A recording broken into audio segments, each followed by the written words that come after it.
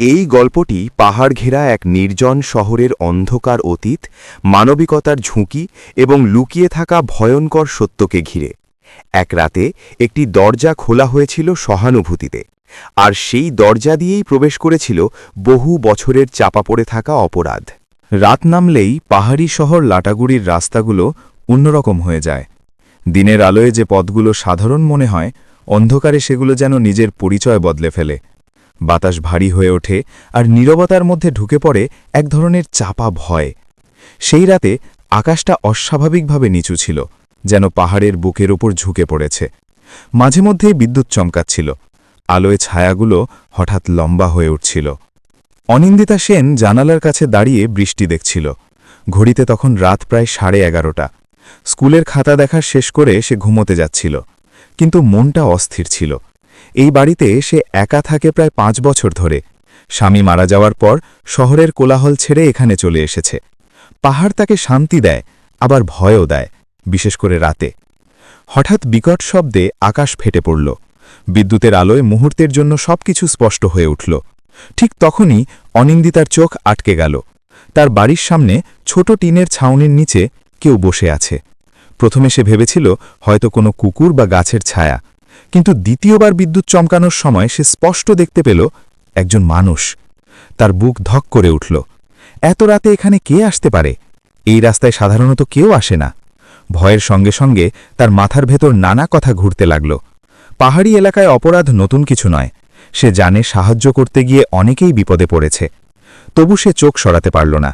লোকটা নড়ছে না, মাথা নিচু করে বসে আছে, বৃষ্টিতে ভিজে একাকার। অনিন্দিতার ভেতরে থাকা শিক্ষক সত্তাটা তাকে তাড়িয়ে নিয়ে এলো দরজার কাছে।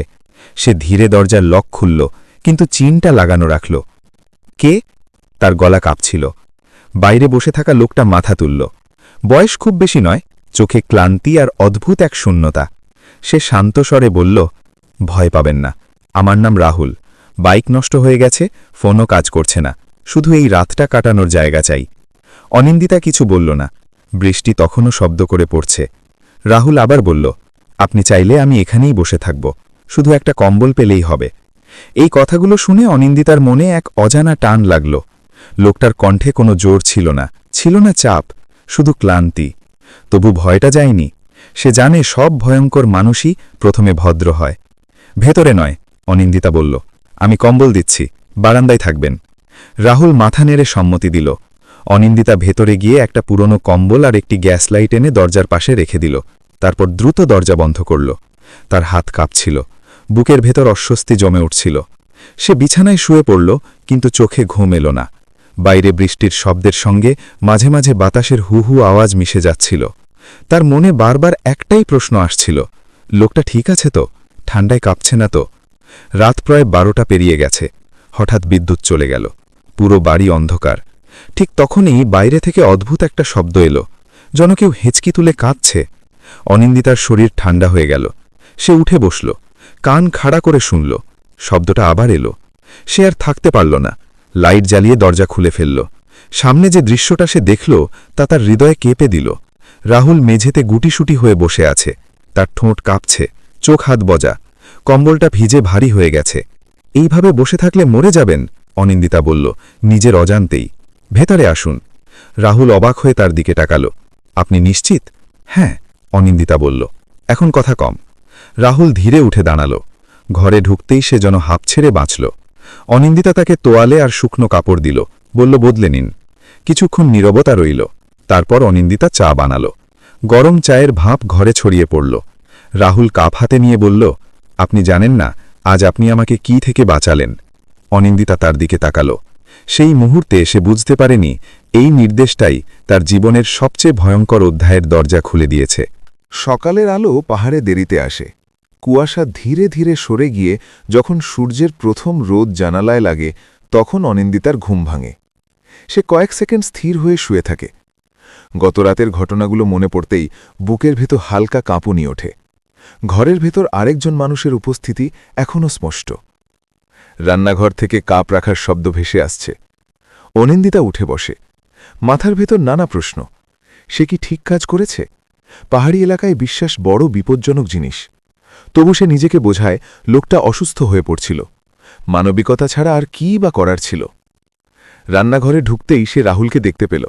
সে চুপচাপ দাঁড়িয়ে চুলার পাশে চা বানাচ্ছে। তার পরনে অনিন্দিতার প্রয়াত স্বামীর শার্ট। দৃশ্যটা অস্বস্তিকরভাবে ব্যক্তিগত লাগল।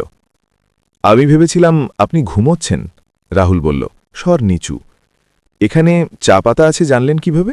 অনিন্দিতা প্রশ্ন করল। রাহুল হালকা হেসে বলল, গতরাতে খুঁজতে গিয়ে চোখে পড়েছিল। অনিন্দিলা কিছু বলল না। সে জানে না কেন, কিন্তু এই কথাটা তাকে অস্বস্তিতে ফেলল। সে তো তাকে একা ছেড়ে দেয়নি, তবু লোকটা এত নির্ভয়ে ঘরের জিনিসপত্র দেখেছে। চা হাতে নিয়ে দুজন টেবিলের দুই পাশে বসল। বাইরে পাহাড়ের ওপর কুয়াশা সাঁতার কাটছে। পরিবেশ শান্ত, কিন্তু অনিন্দিতার ভিতরে অদ্ভুত চাপ। আজই চলে যাবেন তো? অনিন্দিতা জিজ্ঞেস করল। রাহুল মাথা নেড়ে বলল, হ্যাঁ, বাইকটা ঠিক করতে হবে। তবে যদি অনুমতি দেন একটু পরে যাব। এই একটু পরে কথাটায় অনিন্দিতার ভেতরে সতর্কতা জেগে উঠল। সে হালকা গলায় বলল, ঠিক আছে, তবে বেশিক্ষণ নয়। রাহুল চুপচাপ চা খেতে লাগল। তার চোখ মাঝে মাঝে দেয়ালে আটকে যাচ্ছে, যেন কিছু খুঁজছে। সে সেটা লক্ষ্য করল। কিছু খুঁজছেন? সে জিজ্ঞেস করল। রাহুল চমকে উঠে বলল, না, মানে আপনার বাড়িটা পুরনো, দেয়ালগুলোতে অদ্ভুত দাগ। অনিন্দিতা তাকাল। সে দাগগুলো বহুদিনের চেনা। এই বাড়িটা আমার শ্বশুর বাড়ির, পুরনো অনেক কিছুই আছে। রাহুল কিছু বলল না, কিন্তু তার চোখের দৃষ্টি থামল না। বেলা বাড়তেই সে চলে যাওয়ার প্রস্তুতি নিল। দরজার কাছে দাঁড়িয়ে হঠাৎ বলল, আপনি কি একাই থাকেন? এই প্রশ্নটা অনিন্দিতাকে অস্বস্তিতে ফেলল। তবু সে সত্য বলল, হ্যাঁ। রাহুল মাথা নেড়ে বলল, এই এলাকায় রাতে একা থাকা ভয়ঙ্কর। আমি অভ্যস্ত, অনিন্দিতা সংক্ষিপ্ত উত্তর দিল। রাহুল চলে গেল। তার বাইক ঠেলে নামতে নামতে সে একবার পেছনে তাকাল। সেই দৃষ্টি অনিন্দিতার গায়ে কাঁটা দিয়ে উঠল। দরজা বন্ধ করে সে গভীর নিঃশ্বাস নিল। পরের কয়েকদিন স্বাভাবিকই কাটল, স্কুল, পড়ানো, বাড়ি ফেরা। কিন্তু রাতে ঘুম ভাঙলে তার মনে হতো যেন কেউ বাড়ির ভেতর হাঁটছে। সে নিজেকে বোঝাত সবই কল্পনা। চতুর্থ রাতে দরজার সামনে একটি কাগজ দেখতে পেল। লেখা, আমি ফিরে আসব। কোনো নাম নেই। অনিন্দিতার বুক ধক করে উঠল। কে রেখে গেল? কখন? সে দরজা খুলে বাইরে তাকাল। কেউ নেই। পাহাড়ি রাস্তায় শুধু হাওয়া আর পাতার শব্দ। এরপর থেকে রাহুলের উপস্থিতি অদ্ভুতভাবে বাড়তে লাগল।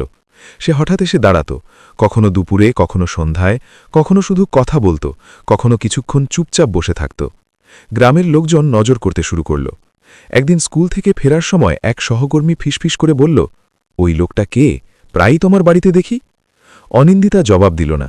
সে নিজেও ঠিক বুঝে উঠতে পারছে না। এক সন্ধ্যায় রাহুল হঠাৎ বলল, আপনি জানেন এই বাড়িটায় আগে কি হয়েছিল? অনিন্দিতা চমকে উঠল। কি মানে?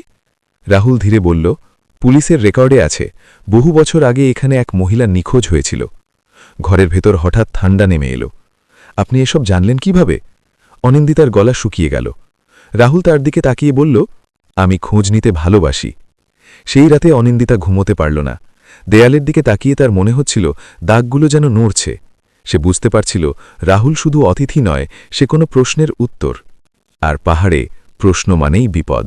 রাত যত গভীর হচ্ছিল, অনিন্দিতার মনে ততই অস্বস্তি জমে উঠছিল। রাহুলের বলা কথাগুলো তার মাথার ভেতর বারবার ঘুরছিল। এই বাড়িতে আগে এক মহিলা নিখোঁজ হয়েছিল, এই তথ্য সে কখনো শোনেনি। অথচ বাড়িটা সে বহু বছর ধরে চেনে। শ্বশুরবাড়ির পুরনো লোকজনও এমন কিছু বলেনি। তাহলে রাহুল জানল কিভাবে? পরদিন সকালে সে সাহস করে থানায় গেল। সরাসরি কিছু জিজ্ঞেস করল না, শুধু এলাকার পুরনো রেকর্ডের কথা তুলল। ডিউটিতে থাকা কনস্টেবল একটু ইতস্তত করল, তারপর বলল, হ্যাঁ, অনেক বছর আগে একটা কেস ছিল, ফাইল এখন বন্ধ, কোনো প্রমাণ পাওয়া যায়নি। মহিলার নাম? অনিন্দিতা জিজ্ঞেস করল। কনস্টেবল কাগজ উল্টে বলল, নামটা শর্মিলা দেবী। অনিন্দিতার মাথা ঝিমঝিম করে উঠল। শর্মিলা, এই নামটা সে আগে শুনেছে, শ্বশুরের পুরনো ডায়েরিতে। সে তখন গুরুত্ব দেয়নি। এখন সবকিছু অদ্ভুতভাবে জোড়া লাগতে শুরু করল। বাড়ি ফিরে সে ডায়েরিটা খুঁজে বের করল। পাতাগুলো হলদেটে। হঠাৎ একটা পাতায় চোখ আটকে গেল। লেখা ছিল, শর্মিলা আজ আবার ঝগড়া করল, বেশি প্রশ্ন করছে, এই বাড়িতে বেশি কৌতূহল বিপজ্জনক। অনিন্দিতার শির দাঁড়াবে, ঠান্ডা স্রোত বয়ে গেল। সে ডায়েরি বন্ধ করল। ঘরের ভেতর বাতাস ভারী হয়ে উঠল। জানালার বাইরে পাহাড়ের দিকে তাকিয়ে তার মনে হল অন্ধকারটা যেন একটু একটু করে ঘরের দিকে এগিয়ে আসছে। সন্ধে রাহুল এলো। আজ তার চোখে অন্যরকম একটা উজ্জ্বলতা, যেন কিছু জেনে গেছে। আপনি থানায় গিয়েছিলেন, সে বলল কোনো ভনিতা ছাড়াই। অনিন্দিতা চমকে উঠল। আপনি জানলেন কিভাবে? রাহুল হালকা হাসল। এই শহরে খবর লুকিয়ে রাখা কঠিন। আপনি আসলে কে? অনিন্দিতা সরাসরি প্রশ্ন করল।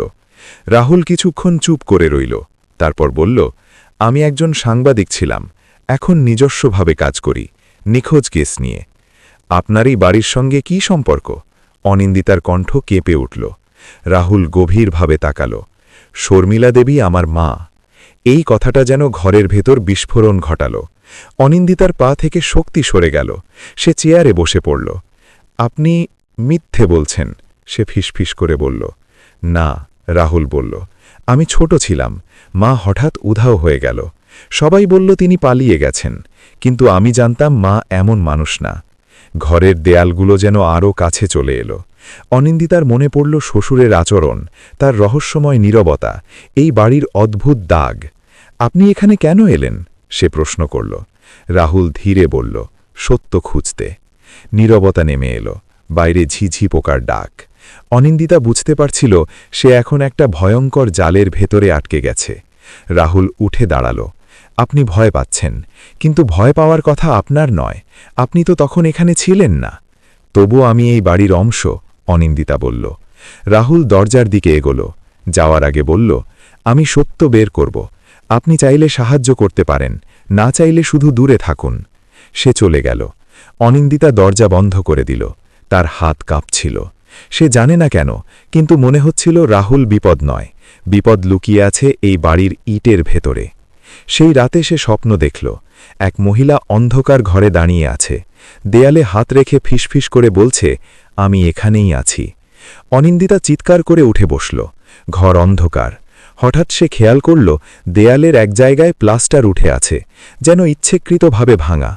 পরদিন সকালে সে হাতুড়ি এনে সেই জায়গাটা খোঁচাতে শুরু করল। অল্প একটু খুঁড়তেই বেরিয়ে এলো কাপড়ের টুকরো, আর সঙ্গে একটা গয়না। অনিন্দিতা বুঝে গেল, সত্য আর লুকোনো নেই। ঠিক তখনই দরজায় কড়া নাড়ার শব্দ। রাহুলের কণ্ঠ, আমি জানি আপনি ভেতরে আছেন। অনিন্দিতা দরজা খুলল, তার চোখে জল, মুখে দৃঢ়তা। আমি সাহায্য করব, এবার সত্য বের হতেই হবে। কিন্তু সে জানত না এই সিদ্ধান্তর পর আর ফিরে যাওয়ার রাস্তা নেই, কারণ কিছু সত্য প্রকাশ পেলেই রক্ত চায়। অনিন্দিতা কখনো ভাবেনি সত্যের কাছে পৌঁছনো এতটা ভয়ঙ্কর হতে পারে। দেওয়ালের ভেতর লুকিয়ে থাকা কাপড়ের টুকরো আর গয়নাটা টেবিলের উপর রাখা ছিল। রাহুল চুপচাপ সেগুলোর দিকে তাকিয়েছিল। তার চোখে কোনো বিস্ময় নেই, শুধু বহুদিনের জমে থাকা কষ্ট আর ক্রোধ। অনিন্দিতা বুঝতে পারছিল এই মুহূর্তে সে শুধু একজন সাংবাদিক নয়, সে একজন ছেলে যে তার মায়ের শেষ চিহ্ন ছুঁয়ে দেখছে। এটাই প্রমাণ, রাহুল ধীরে বলল, এটাই শেষ কথা। অনিন্দিতার বলা শুকিয়ে গিয়েছিল। আমার শ্বশুর, তিনি কি? রাহুল বাক্য শেষ করতে দিল না। সব ইঙ্গিত সেদিকেই যাচ্ছে, কিন্তু পুলিশকে শুধু ইঙ্গিত দিলে হবে না। তারা সিদ্ধান্ত নিল সরাসরি থানায় যাবে, কিন্তু পাহাড়ি এলাকায় সত্য কখনো সহজে পথে আসে না। ঠিক তখনই বাইরে থেকে কারো পায়ের শব্দ শোনা গেল, ভারী, ধীর, পরিচিত। অনিন্দিতার বুক কেঁপে উঠল। এত রাতে কে? দরজার ওপাশ থেকে কর্কশ গলা ভেসে এলো, দরজা খোল, আমি জানি তোরা ভেতরে আছিস। রাহুলের চোখ শক্ত হয়ে গেল। উনি এখনও বেঁচে আছেন, সে ফিসফিস করে বলল। অনিন্দিতা বুঝে গেল এই কণ্ঠ সে শুনেছে, স্বামীর মৃত্যুর পর যিনি এই বাড়িতে একমাত্র আসতেন, তার শ্বশুর। এত বছর পর হঠাৎ কেন? দরজায় আবার ধাক্কা পড়ল। খুলিসনি তো ভেঙে ফেলব। রাহুল ফিসফিস করে বলল, পেছনের দরজা দিয়ে বেরোতে হবে। কিন্তু দেরি হয়ে গেছে। দরজার কাঠ ভেঙে পড়ল। বৃদ্ধ লোকটি ঘরে ঢুকল, চোখে উন্মত্ততা। খোঁচাতে গিয়েছিস তাই না? সে চিৎকার করে বলল। ওই মরা মেয়েটা আজও শান্তি দিল না। অনিন্দিতা পিছিয়ে গেল। আপনি খুন করেছিলেন, সে কাঁপা গলায় বলল। লোকটা হেসে উঠল। খুন? না, আমি শুধু চুপ করিয়েছিলাম, বেশি জানতে চেয়েছিল। রাহুল সামনে এগিয়ে এলো। সে আমার মা। এক মুহূর্তের জন্য লোকটার চোখে ভয়ে ফুটে উঠল। তারপর সে পকেট থেকে ছুরি বের করল। তাহলে আজ দুটো লাশ হবে। সময় যেন থেমে গেল। ঠিক তখনই বাইরে পুলিশের সাইরেন বাজল। পাহাড়ি নীরবতা ছিঁড়ে শব্দটা ছড়িয়ে পড়ল। লোকটা দিশেহারা হয়ে উঠল। রাহুল ঝাঁপিয়ে পড়ে তার হাত চেপে ধরল। ধস্তাধস্তি, ছুরি পড়ে গেল। অনিন্দিতা চিৎকার করে উঠল। পুলিশ ঢুকে পড়ল ঘরে। সব শেষ হলো কয়েক মিনিটে। পরদিন সকালে বাড়িটা সিল করে দেওয়া হলো। শ্বশুরকে গ্রেফতার করা হলো। দেওয়াল ভেঙে শর্মিলার দেহাবশেষ উদ্ধার করা হলো। পাহাড়ের মানুষ ফিসফিস করল, তারপর চুপ হয়ে গেল। কয়েক সপ্তাহ পর রাহুল শহর ছাড়ার আগে অনিন্দিতার সামনে দাঁড়াল। আপনি দরজা খুলেছিলেন, সে বলল। না খুললে সত্য বেরোত না। অনিন্দিতা জানালার বাইরে তাকাল। পাহাড়ে সূর্য উঠছে। কিছু দরজা বন্ধ থাকলে জীবন নিরাপদ হয়, কিন্তু খোলা দরজাই মানুষকে মানুষ রাখে। রাহুল চলে গেল। বাড়িটা অনিন্দিতা ছাড়ল না। সে জানে এই বাড়িতে অন্ধকার ছিল, কিন্তু সত্যের আলো এখানেই ঢুকেছে। রাতে বৃষ্টি হলে সে এখনও সেই শব্দ শোনে, কিন্তু আর ভয় পায় না, কারণ সে জানে সবচেয়ে ভয়ঙ্কর অন্ধকার লুকিয়ে থাকে মানুষের ভেতর। ভিডিওটি ভালো লাগলে একটি লাইক দিয়ে চ্যানেলটি সাবস্ক্রাইব করতে ভুলবেন না। আজকের মতো এখানেই বিদায়। শেষ পর্যন্ত আমাদের সাথে থাকার জন্য অসংখ্য ধন্যবাদ।